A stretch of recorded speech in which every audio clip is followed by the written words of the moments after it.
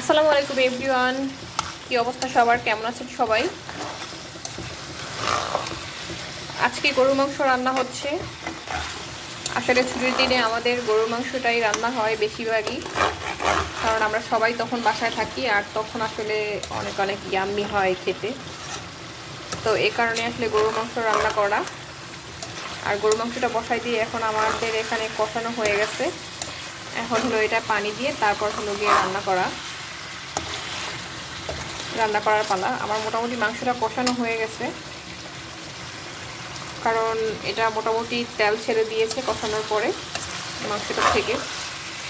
তো এখন আমি পানিটা অ্যাড করে দেব।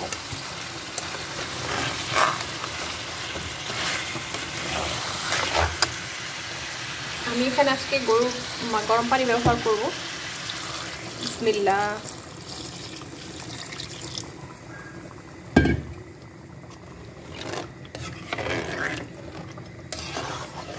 বাস আর 5-10 মিনিটের মতো জাল দিলেই একদম মাংসটা পারফেক্টভাবে হয়ে যাবে। তো সবাইকে অসংখ্য ধন্যবাদ ভিডিওটা দেখার জন্য। সবাই ভালো থাকবেন, সুস্থ থাকবেন। আজকে এ পর্যন্তই। আল্লাহ হাফেজ।